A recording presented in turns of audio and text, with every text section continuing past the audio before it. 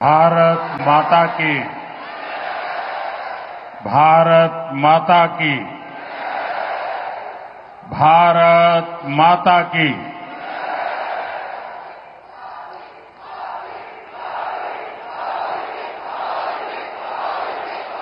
વટપણથી જાય છે તમે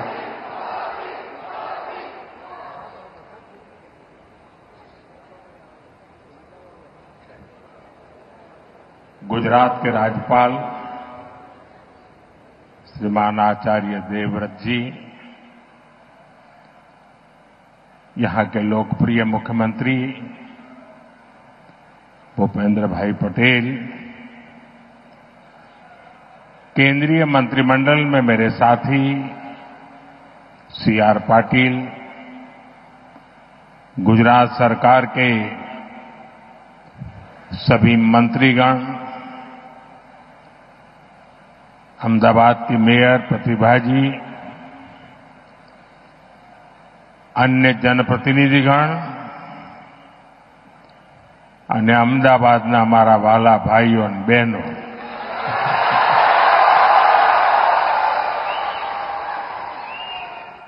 આજે તો તમે રંગ રાખ્યો છે હો।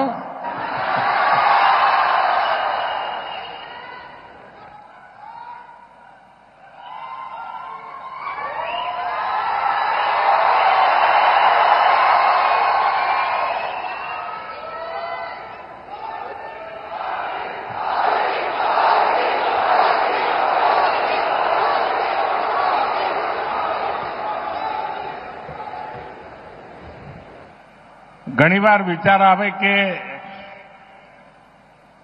એવું કેવું નસીબ હશે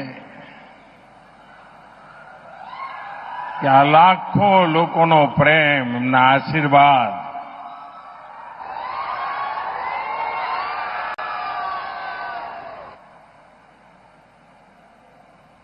હું આપ સૌનો જેટલો આભાર માનું એટલો ઓછો છે।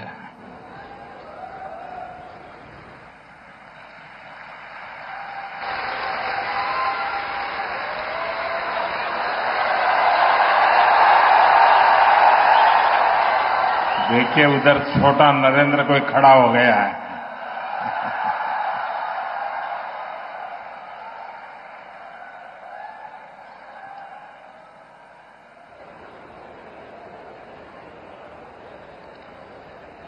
साथियों, इस समय देश भर में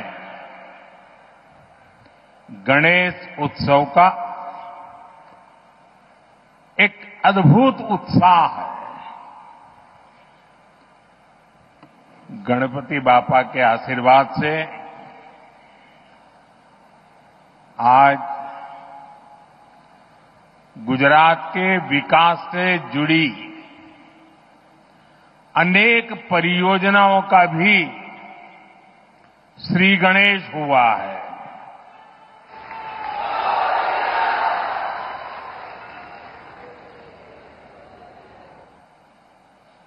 ये मेरा सौभाग्य है कि आज मुझे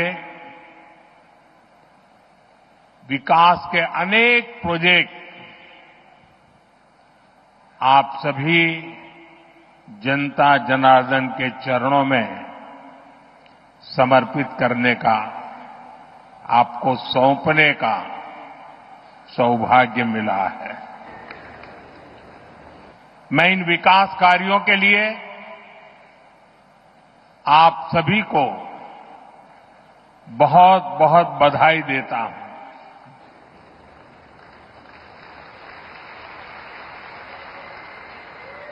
साथियों,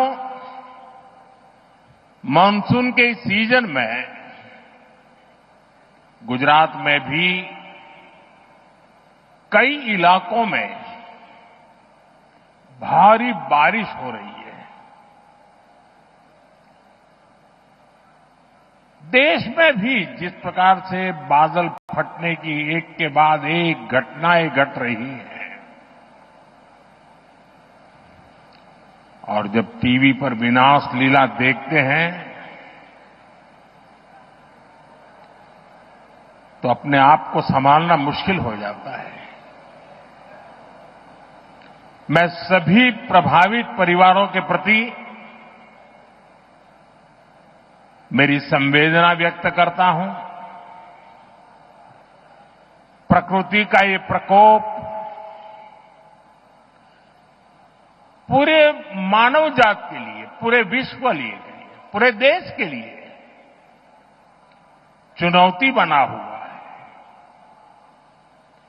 केंद्र सरकार सभी राज्य सरकारों के साथ मिलकर राहत और बचाव के काम में जुटी हुई है। साथियों, गुजरात की ये धरती दो मोहन की धरती है।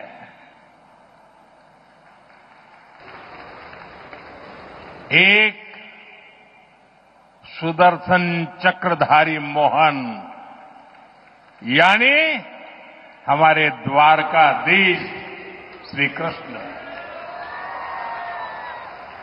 और दूसरे चरखाधारी मोहन यानी साबरमती के संत पूज्य बापू। भारत आज इन दोनों के दिखाए रास्ते पर चलकर के निरंतर सशक्त होता जा रहा है। सुदर्शन चक्रधारी मोहन ने हमें सिखाया है कि देश की, समाज की रक्षा कैसे करते हैं। उन्होंने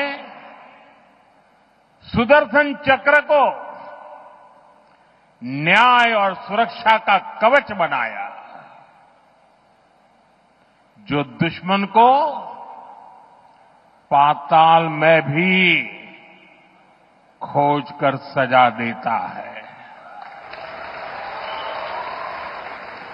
और यही भाव आज भारत के फैसलों में भी देश अनुभव कर रहा है।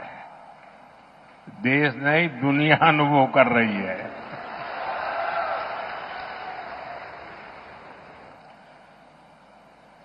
આપણા ગુજરાતે તો અને અમદાવાદે જૂના કેવા દિવસો જોયા છે, જ્યારે હુલ્લડબાજો, ચક્કા ચલાવનારાઓ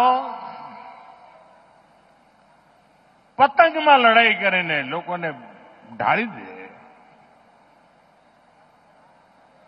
કર્ફ્યુમાં જીવન ગુજારવું પડે, વાર તહેવારે અમદાવાદની ધરતી રક્ત રંજીત થઈ જતી હતી।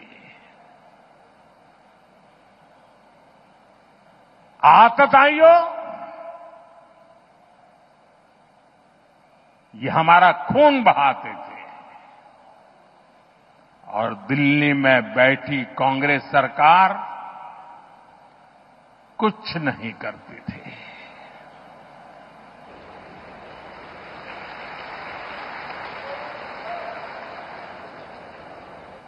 लेकिन आज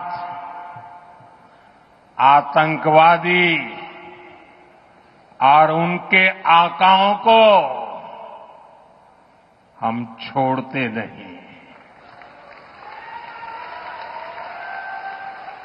चाहे वो कहीं भी छुपे हो।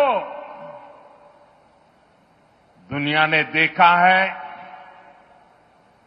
कि पहलगाम का बदला भारत ने कैसे लिया।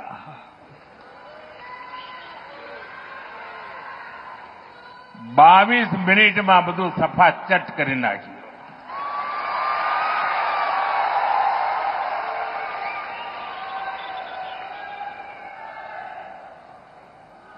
અને સેંકડો કિલોમીટર અંદર જઈને નક્કી કરેલા નિશાન પર જ વાર કરીને આતંકવાદની નાભી પર હુમલો કર્યો આપણે।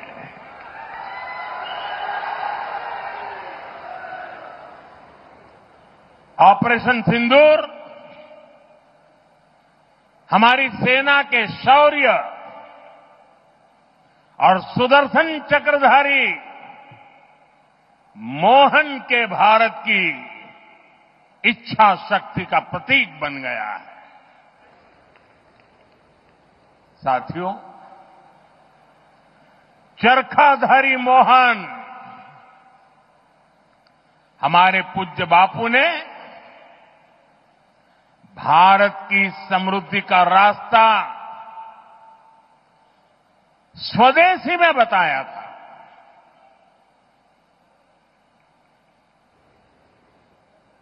हमारे यहां साबरमती आश्रम है।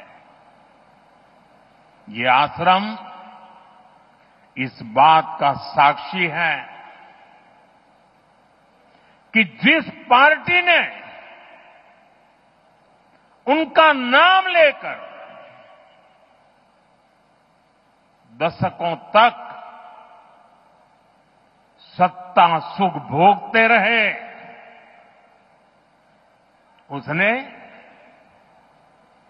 बापू की आत्मा को कुचल दिया। उसने स्वदेशी के बापू के मंत्र के साथ क्या किया? आज आपने पिछले कई वर्षों से जो दिन रात गांधी के नाम पर अपनी गाड़ी चलाते हैं, एक बार भी उनके मुंह से न स्वच्छता शब्द सुना होगा, न स्वदेशी शब्द सुना होगा।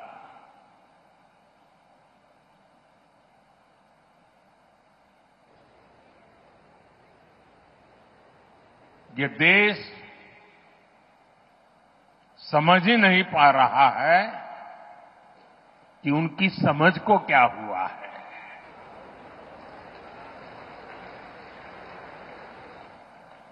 साठ 65 साल देश पर शासन करने वाली कांग्रेस ने भारत को दूसरे देशों पर निर्भर रखा ताकि वो सरकार में बैठे बैठे इंपोर्ट में भी खेल कर सकें, घोटाले कर सकें। लेकिन आज भारत ने आत्मनिर्भरता को विकसित भारत के निर्माण का आधार बना दिया है। अपने किसानों, अपने मछुआरों, अपने पशुपालकों, अपने उद्यमियों के दम पर भारत तेजी से विकास के रास्ते पर चल रहा है। आत्मनिर्भरता के रास्ते पर आगे बढ़ रहा है। અને આપણા ગુજરાતમાં તો પશુપાલકો એટલી બધી સંખ્યામાં છે અને આપણા ડેરી સેક્ટરની તાકાત જુઓ ને। હું આજે જ હમણાં ફિજીના પ્રધાનમંત્રી સાથે મીટિંગ કરીને આવી રહ્યો છું। એ પણ આપણા ડેરી સેક્ટરને, આપણી કોઓપરેટિવ મૂવમેન્ટને ખૂબ આદરપૂર્વક વર્ણન કરીને કહેતા હતા કે મારા દેશમાં પણ કંઈક આવું થાય। સાથીઓ, આપણા પશુપાલકોએ અને પશુપાલનમાં તો ગુજરાતમાં બહેનોનું સૌથી મોટું યોગદાન હોય છે। આ બહેનોએ પશુપાલન કરીને આપણા ડેરી સેક્ટરને મજબૂત બનાવ્યું, આત્મનિર્ભર બનાવ્યું અને આજે ચારે તરફ એના જયગાન ચાલી રહ્યા છે। लेकिन साथियों, आप सभी आज दुनिया में आर्थिक स्वार्थ वाली राजनीति सब कोई अपना करने में लगा है, उसे हम भली भांति देख रहे हैं। मैं अहमदाबाद की इस धरती से अपने लघु उद्यमियों से कहूंगा, मेरे छोटे छोटे दुकानदार भाई बहनों से कहूंगा, मेरे किसान भाइयों से कहूंगा, मेरे पशुपालक भाई बहन से कहूंगा, और मैं गांधी की धरती पे से बोल रहा हूं, मेरे देश के लघु उद्यमी हो, किसान हो, पशुपालक हो, हर किसी के लिए मैं आपको बार बार वादा करता हूं, मोदी के लिए आपके हित सर्वोपरि है।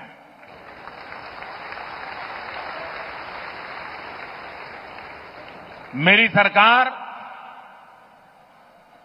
लघु उद्यमियों का, किसानों का, पशुपालकों का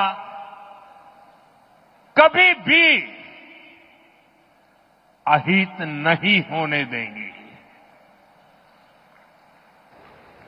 दबाव कितना ही क्यों ना आए, हम झेलने की अपनी ताकत बढ़ाते जाएंगे।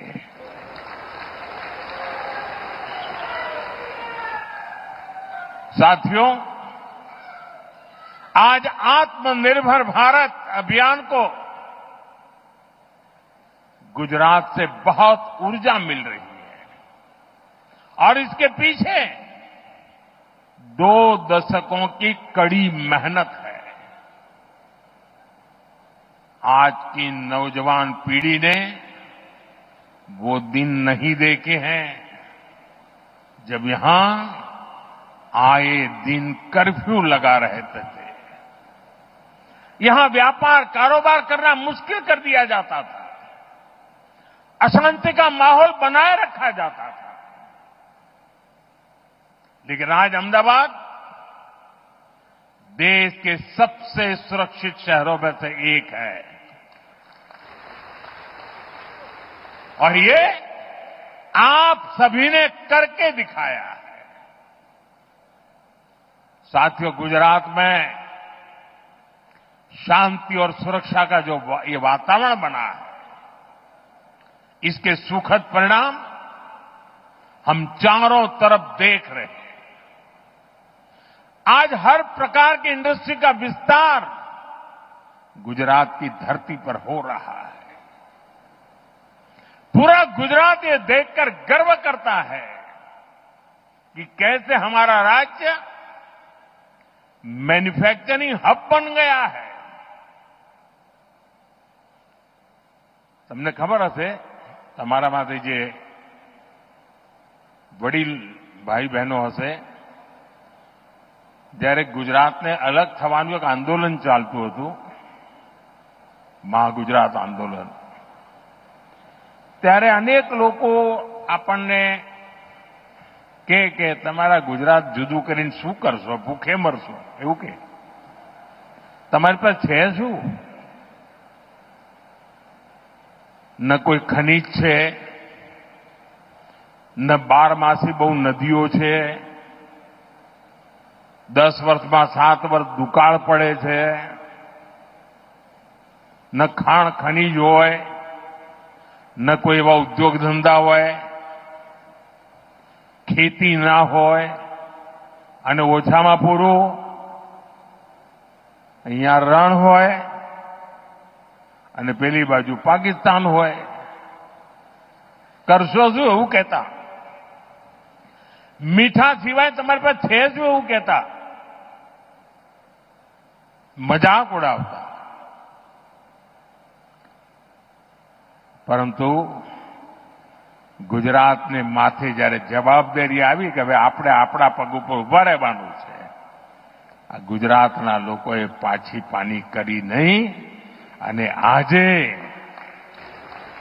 તમારી પાસે શું છે કહેનારાઓને, અમારી પાસે ડાયમંડ નથી ભાઈ, એકે ડાયમંડની ખાણ નથી, પણ દુનિયામાં 10માંથી 9 ડાયમંડ મારી ગુજરાતની ધરતી પરથી આગળ વધતા હોય છે.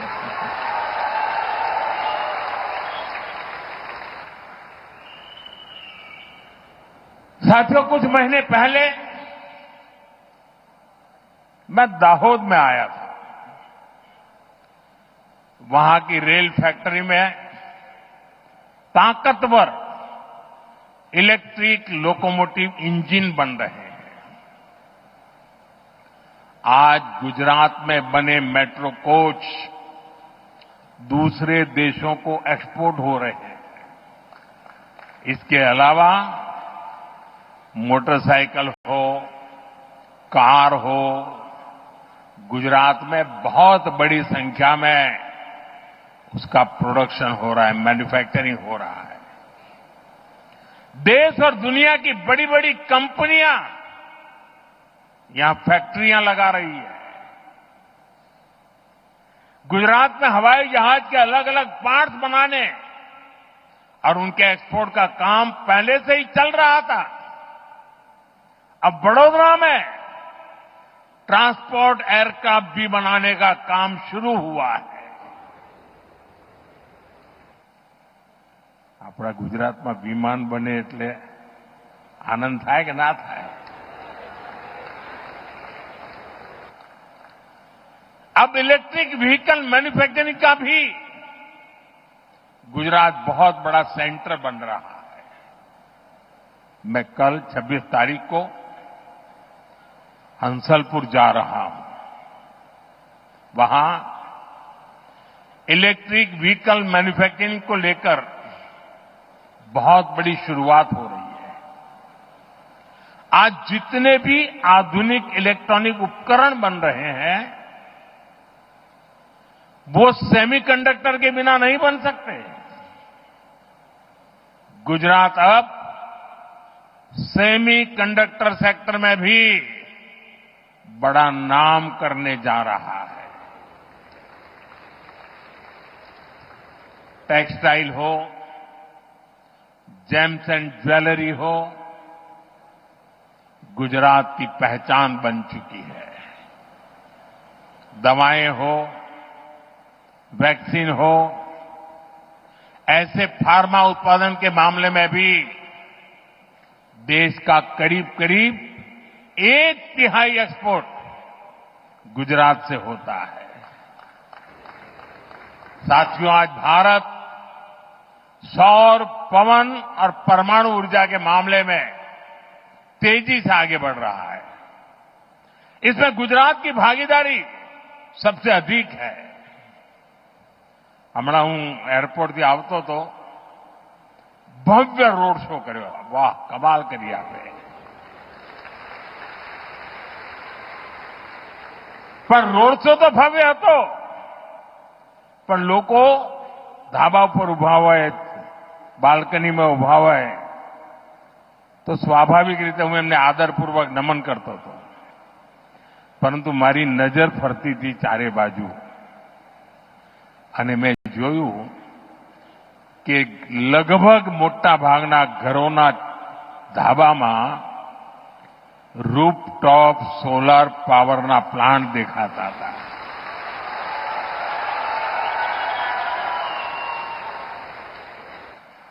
गुजरात ग्रीन एनर्जी और पेट्रोकेमिकल्स का भी एक बड़ा केंद्र बनता जा रहा है.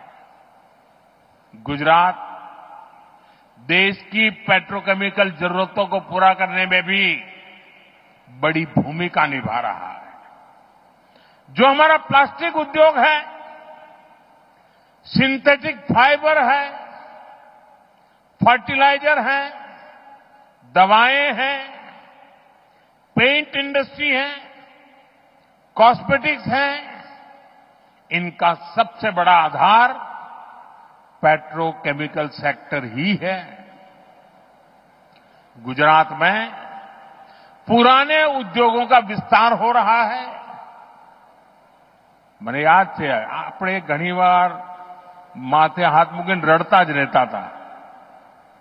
આજથી 30 વર્ષ પહેલાના જે લોકો દિવસો યાદ કરે શેના રોદડા રોતા હતા?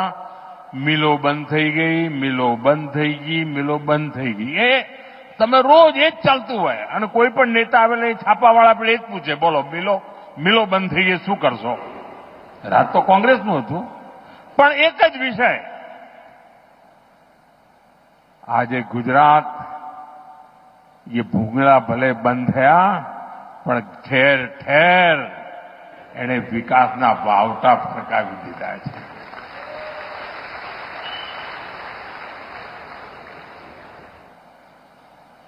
नए उद्योगों की नींव रखी जा रही है और ये सारे प्रयास आत्मनिर्भर भारत को मजबूत कर रहे हैं. इससे गुजरात के युवाओं के लिए रोजगार के लगातार अवसर बन रहे हैं. साथियों, उद्योग हो, खेती किसानी हो या फिर टूरिज्म हो, इनके लिए बेहतरीन कनेक्टिविटी बहुत जरूरी है. बीते 20-25 साल में गुजरात की कनेक्टिविटी का कायाकल्प हो चुका है. आज भी यहां रोड और रेल से जुड़े अनेक प्रोजेक्ट्स का शिलान्यास और लोकार्पण किया गया है. सर्कुलर रोड यानी सरदार पटेल रिंग रोड अब और चौड़ी हो रही है. अब ये 6 लेन की चौड़ी सड़क बन रही है. इससे शहर के सबसे भीड़भाड़ वाले इलाकों में ट्रैफिक जाम की समस्या कम होगी. इसी तरह विरमगाम खुदड़ रामपुरा रोड उसको चौड़ा होने से यहां के किसानों को, उद्योगों को सुविधा मिलेगी.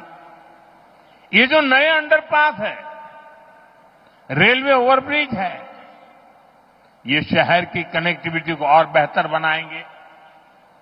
साथियों, एक समय था जब लाल रंग की पुरानी बसें ही चला करती थी. लाल बस क्या जसो तो लाल बस में, लेकिन आज यहां बीआरटीएस जनमार्ग और एसी इलेक्ट्रिक बसें नई सुविधाएं दे रही है.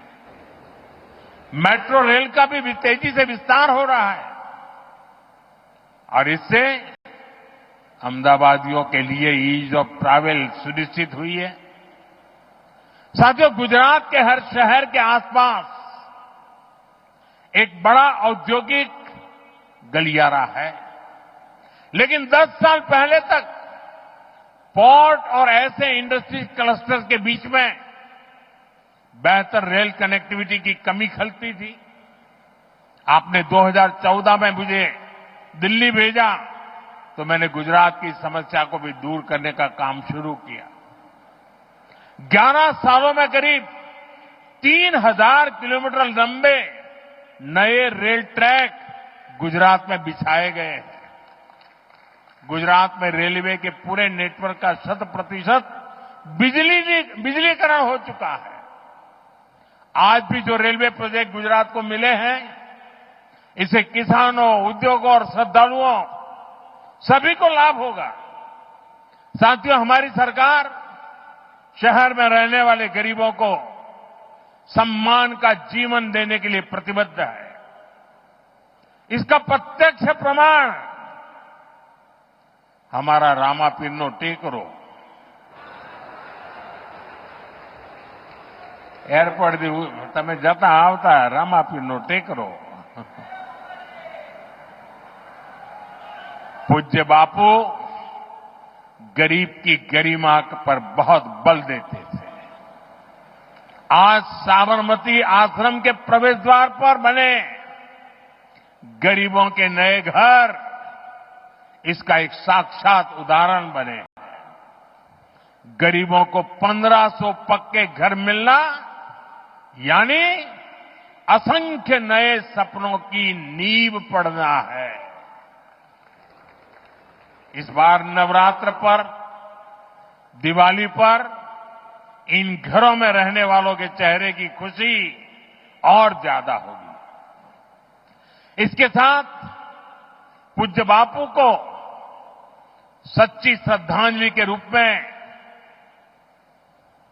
बापू के साबरमती आश्रम का नवीनीकरण भी हो रहा है।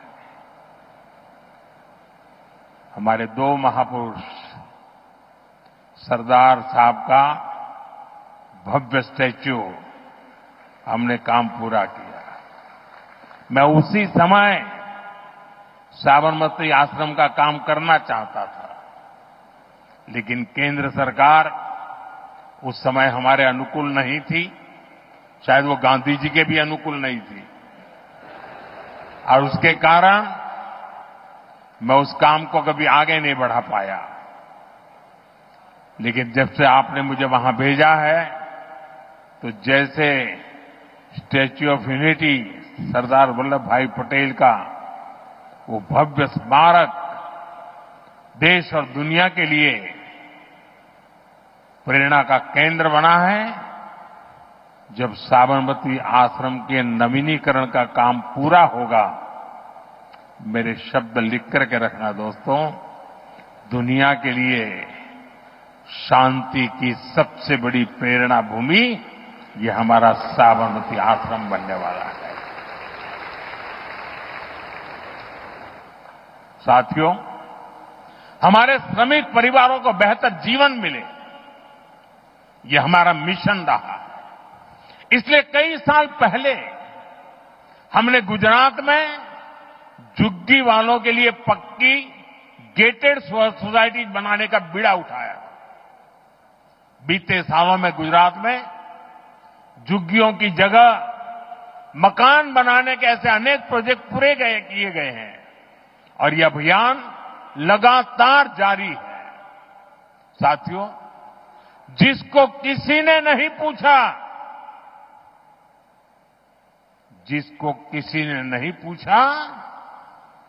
मोदी उसको पूजता है।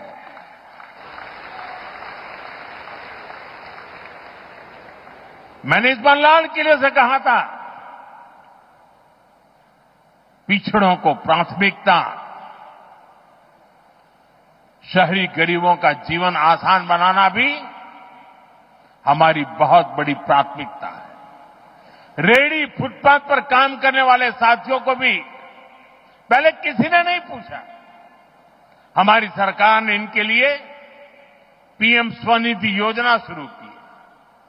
आज इस स्कीम की वजह से देश के लगभग 70 लाख रेहड़ी पटरी और ठेले वाले भाई बहनों को बैंकों से लोन मिल रही है। संभव हुआ है सब। गुजरात के भी लाखों साथियों को इसका फायदा हुआ है। साथियों, बीते 11 साल में 25 करोड़ लोग गरीबी को परास्त करके गरीबी से बाहर निकले हैं।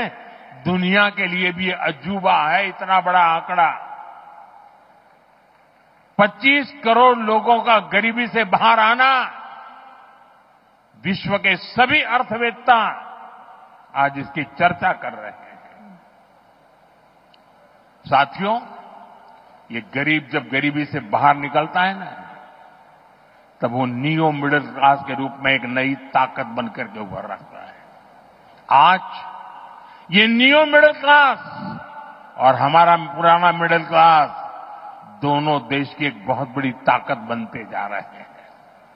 हमारा निरंतर प्रयास है कि नियो मिडिल क्लास और मिडिल क्लास दोनों को सशक्त करना। આપણા અમદાવાદના ભાઈઓ, એમના માટે તો ખુશી ખબર જ હોય, જે દિવસે બજેટમાં 12 લાખ રૂપિયાની આવક ઉપર ઇન્કમ ટેક્સ માફ કરી દીધો ને, તો વિપક્ષવાળાને સમજણ નહોતી પડી આ કેવી રીતે થાય। અને સાથીઓ તૈયારી કરો હવે અમારી સરકાર જીએસટીમાં પણ રિફોર્મ કરી રહી છે અને આ દિવાળી પહેલા મોટી भेंट सोगात તમારા માટે તૈયાર થઈ રહી છે और जीएसटी रिफॉर्म के कारण हमारे लघु उद्यमियों को मदद मिलेगी और बहुत सी चीजों पर टैक्स भी कम हो जाएगा। इस बार की दिवाली पर व्यापारी वर्ग हो या फिर हमारे बाकी परिवारजन, सबको खुशियों का डबल बोनस मिलने वाला है। साथियों, अभी मैं पीएम सूर्यघर की बात कर रहा था। अब पीएम सूर्यघर मुफ्त बिजली योजना से हम बिजली बिल जीरो कर रहे हैं। गुजरात में अभी तक इस स्कीम से करीब 6 लाख परिवार जुड़ चुके हैं। इन परिवारों को सरकार की तरफ से अकेले गुजरात में ही 3,000 करोड़ रुपए से अधिक दिए गए हैं। इससे अब उनको हर महीने बिजली बिल में बड़ी बचत हो रही है। साथियों, अहमदाबाद शहर आज सपनों और संकल्पों का शहर बन रहा है। लेकिन एक समय था जब लोग अहमदाबाद को गर्दाबाद कहकर मजाक उड़ाते थे।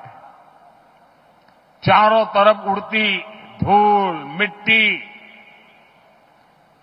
कूड़े कचरे के ढेर, यही शहर का दुर्भाग्य बन गया था। मुझे खुशी है कि आज स्वच्छता के मामले में अहमदाबाद देश में नाम कमा रहा है। ये हर अहमदाबादी के सहयोग से संभव हो पाया है। लेकिन साथियों, ये स्वच्छताનું અભિયાન એક દિવસનું નથી। એ પેઢી દર પેઢી રોજે રોજ કરવાનું કામ છે। સ્વચ્છતા એ સ્વભાવ બનાવીએ તો જ ધાર્યું પરિણામ મેળવી શકીએ। સાથીઓ, આપણી આ સાબરમતી નદી કેવા હાલ હતા। एक सूखा नाला हुआ करता था। सर्कस होते थे उसमें, बच्चे क्रिकेट खेलते थे। अहमदाबाद के लोगों ने संकल्प लिया कि स्थिति को बदलेंगे। अब यहां की साबरमती रिवर फ्रंट इस शहर का गौरव बढ़ा रहा है। साथियों, कांकरिया झील का पानी भी खरपतवार की वजह से हरा और बदबूदार रहता था। आसपास टहलना भी मुश्किल होता था और असामाजिक तत्वों के लिए पसंदीदा जगह तो हुई करती थी। वहां से कोई निकलने का हिम्मत नहीं करता था। आज ये घूमने फिरने की सबसे बेहतरीन जगह बन चुकी है। तालाब में बोटिंग हो या किड सिटी में बच्चों के लिए मस्ती और ज्ञान का संगम, ये सब अहमदाबाद की बदलती तस्वीर है। કાંકરિયા કાર્નિવલ હવે તો અમદાવાદનું મોટું ઘરેણું બની ગયું છે। એણે અમદાવાદની નવી પહેચાન ઊભી કરી દીધી છે। साथियों, अहमदाबाद आज टूरिज्म का एक आकर्षक केंद्र बनकर उभरा है। Ahmedabad UNESCO world heritage city है। पुराने दरवाजे हो, साबरमती आश्रम हो या यहां की धरोहरें, आज हमारे शहर पूरी दुनिया के मानचित्र पर चमक रहा है। अब टूरिज्म के नए और आधुनिक तौर तरीकों का भी यहां तेजी से विकास हो रहा है। અને આપણે જ્યારે ટુરિઝમની વાત કરીએ ને ત્યારે ગુજરાત તો દસાડા દફતરમાં એનું નામ જ નહોતું। ટુરિઝમની વાત આવે એટલે ગુજરાતના લોકો કહે ચાલો જરા આબુ જઈએ, અને દક્ષિણ ગુજરાતવાળા દીવ દમણ જાય। આ બે છેડે આપણી દુનિયા હતી। અને ધાર્મિક રીતે જો જોનારા લોકો હોય તો સોમનાથ જાય, દ્વારકા જાય કે અંબાજી જાય, 4-5 કાંઈ ન મળે. આજે ગુજરાત ટુરિઝમ માટેનું એક મહત્વનું ડેસ્ટિનેશન બની ગયું. એ કચ્છના રણમાં સફેદ રણ જોવા માટે દુનિયાને ઘેલું લાગે. સ્ટેચ્યુ ઓફ યુનિટી જોવાનું મન થાય. બેટ દ્વારકાનો બ્રિજ જોવા લોકો આવે, ગાડીમાં ઉતરીને પેદલ ચાલે. એકવાર નિર્ણય કરીએ ને દોસ્તો, પરિણામ આવીને રહેતું હોય છે. आज अहमदाबाद कंसर्ट इकोनॉमी का बड़ा केंद्र बन रहा है. कुछ महीने पहले जो कोल्ड प्ले कॉन्सर्ट यहां हुआ, उसकी चर्चा पूरे विश्व में हुई है. 1 लाख की सीटिंग कैपेसिटी के साथ अहमदाबाद का स्टेडियम भी सबके आकर्षण का केंद्र है. ये दिखाता है कि अहमदाबाद बड़े बड़े कॉन्सर्ट्स भी करा सकता है और बड़े बड़े स्पोर्ट्स इवेंट्स के लिए भी तैयार है. साथियों, शुरुआत में मैंने आपसे त्योहारों का जिक्र किया था. ये त्योहारों का मौसम है. अब नवरात्रि, विजयादशमी, धनतेरस, दीपावली, ये सभी त्योहार आ रहे हैं. ये हमारी संस्कृति के उत्सव तो है ही, ये आत्मनिर्भरता के भी उत्सव होने चाहिए. और इसलिए मैं आपसे एक बार फिर अपना आग्रह दोहराना चाहता हूं और आज पूज्य बापू की धरती से देशवासियों से भी मैं बार बार आग्रह कर रहा हूं. हमें जीवन के अंदर एक मंत्र बनाना है. हम जो भी खरीदेंगे वो मेड इन इंडिया होगा, स्वदेशी होगा. घर की साज सज्जा के लिए जो भी सामान हो, मेड इन इंडिया हो. यार दोस्तों को गिफ्ट के लिए कुछ देना है, उपहार वही जो भारत में बना हो, भारत के लोगों द्वारा बनाया गया हो. और मैं विशेष रूप से दुकानदार भाई बहनों को कहना चाहता हूं, व्यापारियों से कहना चाहता हूं, इस देश को आगे बढ़ाने में आप बहुत बड़ा योगदान कर सकते हैं. आप तय कर लीजिए, विदेशी माल नहीं बेचेंगे. और बड़े गर्व के साथ बोर्ड लगाइए कि मेरे यहां स्वदेशी बिकता है. हमारे इन छोटे छोटे प्रयासों से ये उत्सव भारत की समृद्धि के महोत्सव बनेंगे. साथियों, घनी बार શરૂઆતમાં લોકોને નિરાશા જોઈ બહુ હોય. એટલે મને યાદ છે જ્યારે મેં પહેલી વાર રિવરફ્રન્ટની વાત મૂકેલી તો બધા લોકોએ મજાક માંડી હતી. રિવરફ્રન્ટ થઈ ગયો કે ના થઈ ગયો? થઈ ગયો કે ના થઈ ગયો? સ્ટેચ્યુ ઓફ યુનિટી માટે મેં અહીંયા એક પ્રેસ કોન્ફરન્સ કરેલી તો બધાએ મારા બાલ નોચી લીધેલા. બધા કે આ તો ચૂંટણી આવી એટલે મોદી સાહેબ લાયા છે. સ્ટેચ્યુ ઓફ યુનિટી થયું કે ના થયું ભાઈ? દુનિયા જોઈને અચરજ પામે છે કે નથી પામતી? કચ્છનો રણોત્સવ, લોકો કે સાહેબ આ કચ્છમાં કોણ જશે, રણમાં તો કોઈ જતું હશે? આજે લાઈન લાગે છે, બુકિંગ લોકો 6-6 મહિના પહેલા બુકિંગ કરાવે છે. થયું કે ના થયું? ગુજરાતની અંદર વિમાનનું કારખાનું લાગે, કોઈએ કલ્પના કરી? મને યાદ છે જ્યારે મેં ગિફ્ટ સિટીની કલ્પના મૂકી હતી ત્યારે લગભગ બધાએ એને મજાક માની લીધી. આવું બધું ક્યાંથી હોય, આવી બધા આવા બિલ્ડિંગો ક્યાંથી હોય ને આવું બધું શું હોય અહીંયા. આજે ગિફ્ટ સિટી દેશની સૌથી મોટી ગૌરવ ગાથા લખી રહ્યું છે દોસ્તો. અને આ બધી બાબતો હું તમને એટલા માટે યાદ કરાવું છું, તમે બારીકીથી જોશો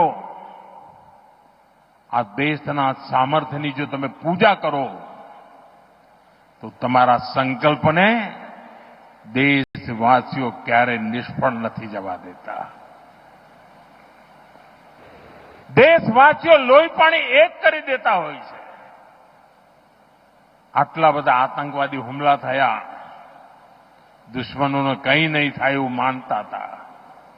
સર્જિકલ સ્ટ્રાઇક કરી એમના લોન્ચિંગ પેડ ઉડાડી દીધા. એર સ્ટ્રાઇક કરી એમના ટ્રેનિંગ સેન્ટર ઉડાડી દીધા. ઓપરેશન સિંદૂર કર્યું, એમની નાભી પર જઈને વાર કર્યો.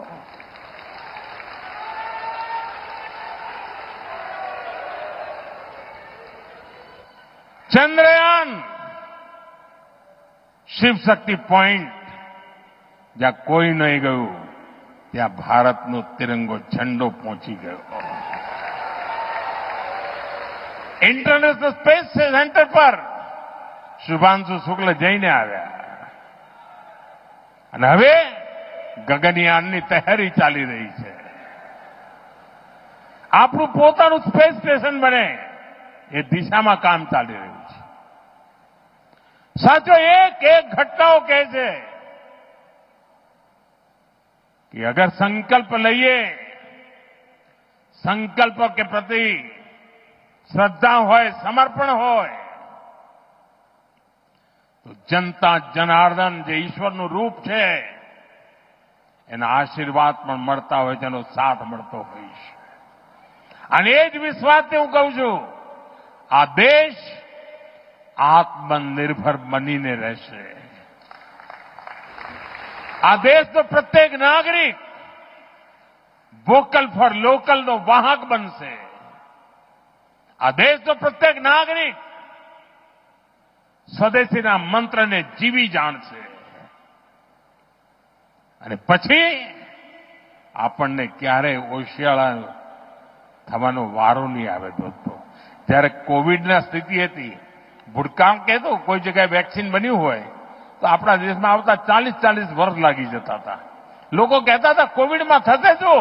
અરે આ દેશે નક્કી કર્યું, વેક્સિન પોતાની બનાવી દીધી અને દેશના 140 કરોડ સુધી વેક્સિન પહોંચાડી દીધી. આ દેશનું સામર્થ્ય છે. એ સામર્થ્યના ભરોસે હું ગુજરાતના મારા સાથીઓને કહું છું કે આપે મને જે શિક્ષણ આપ્યું છે ને, આપે મારું જે ઘડતર કર્યું છે ને, આપે મારામાં જે જોમ ભર્યું છે, જે ઉર્જા ભરી છે, 2047 દેશ જ્યારે આઝાદીના 100 વર્ષ મનાવતો હશે, આ દેશ વિકસિત ભારત બનીને રહ્યો હશે.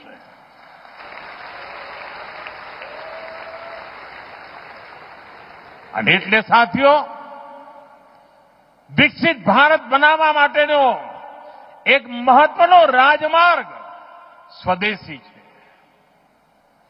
મહત્વનો રાજમાર્ગ આત્મનિર્ભર ભારત છે. અને જે લોકો વસ્તુઓ બનાવે છે, મેન્યુફેક્ચરિંગ કરે છે, પ્રોડક્શન કરે છે, એમને મારી વિનંતી છે કે તમે ઉત્તરોત્તર તમે તમારી ક્વોલિટી ઓર સુધારો, એની કિંમત ઓર ઘટાડો.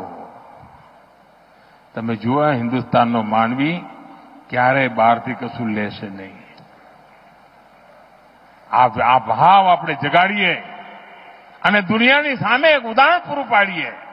અને વિશ્વના અનેક દેશો છે સાથીઓ કે જ્યારે સંકટો આવે ત્યારે પોતાની જાતને છાતી કાઢીને ઉભા થઈ જાય ને, પરિણામ લાવીને દેતા હોય છે. આપણે માટે અવસર આવ્યો છે.